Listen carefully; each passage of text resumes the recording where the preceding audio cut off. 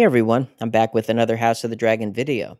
Today I'm giving my review and breakdown of Episode 8, The Lord of the Tides. This one could have been called The Throne Room, because that's where the standout scene of this episode occurred, with Viserys' long walk to the throne. We saw how terribly sick he was when Rhaenyra and Daemon visited him earlier, but he was indomitable. Viserys mustered every last ounce of strength and fortitude to take the throne for one last time. And while I couldn't help but wonder if Viserys had shown the same resolve before, how different things might have been, it did not take away from the scene. He was never more a king than he was in this moment, answering the plea that his daughter made at his bedside and coming to the aid of her and her children. Everyone, except for a stone-cold psychopath like Kristen Cole, had to be at least slightly moved by the scene. And then we had Daemon stepping forward to assist his brother. He picked up his crown for him and helped him the rest of the way to the throne. This scene was one of the best of the season. Rhaenyra was skillful in offering to Rhaenys that they join their two houses in a deal that would ensure that Rhaenys' descendants reach the throne, but it was difficult to see that she never was told about Laenor's fake death. Not only does she think her son is dead, but she believes Rhaenyra engineered it. And now she's into this position where, for the best interests of her family, she has to come to terms with a woman she believes took her son from her. I really hope at some point Rhaenys learns that Laenor is still alive.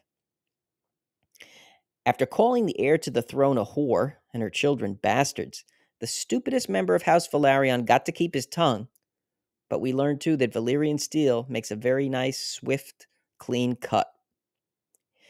Viserys did make it to one last dinner with his entire family. Despite the underlying tension, there was at least an illusion for Viserys that things might be okay, and it was good that he had that brief moment of peace. And while there was still much infighting among the children, with Aegon almost starting a fight with Jace in the king's presence, both Rhaenyra and Alicent tried to make amends. I wasn't completely sold on Alicent's sudden shift after her behavior in the last episode, not just going at Rhaenyra with the knife then, but her general attitude towards her. It felt a little out of place that she would come back around to her like this, after just a few kind words. But then many years have passed since that incident, and she seems to have doubts too about Aegon's worthiness to rule. Through the years, he hasn't grown wiser and more mature. Aegon's actually gotten worse. He assaulted the servant girl of Helena, his wife. So all of this is contributing to Alicent's mindset. The nonverbal moments in the show really stood out in this episode. It's something they've done so well this entire season, and this helps the audience to actually feel a scene and not just have it laid out for them. The look on Otto's face was priceless when he heard Alicent tell Rhaenyra that she would make a good queen. And Aemond is drawn to conflict. You can see his face light up when he sees something going on that could break out into some sort of physical or verbal confrontation. Then you have Aegon in the throne room.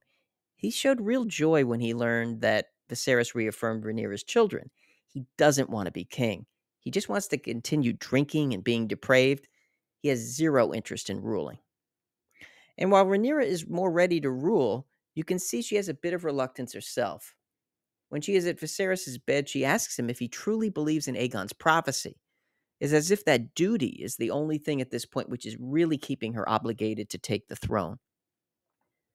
Some people were bothered with how they worked Aegon's prophecy into the first episode of this season, with its tie-in to Game of Thrones. But its payoff really came through in this episode. Not only is it the bond that keeps Rhaenyra intent on becoming queen, but a disoriented Viserys, close to death, begins discussing it with Alicent because he wrongly believes he's talking to his daughter. She then takes all of this talk of Aegon as a sign that Viserys wants her son to take the throne. Some may read in some wishful thinking or confirmation bias on Alicent's part, and they might be right, but this prophecy is still one catalyst for the Targaryen Civil War.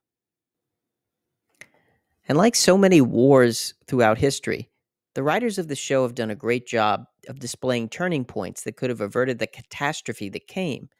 There are misunderstandings, like Viserys on his deathbed discussing Aegon's prophecy. Resolutions that are refused, like when Rhaenyra went to Alicent about marrying Jace to Helena and ensuring both factions the succession. And sometimes it's just plain ambition, greed, and the quest for power. This was a great episode. Paddy Considine deserves an Emmy nomination for his portrayal of Viserys. The show just keeps getting stronger. As I mentioned before, there are so many nonverbal moments that these actors flawlessly deliver. It's the power of subtlety that makes a great show when no words are needed to convey the emotions they want us to feel. For me, this episode is a 10, the highest rating I've given for one this season. It was nearly flawless. So that's it for this one.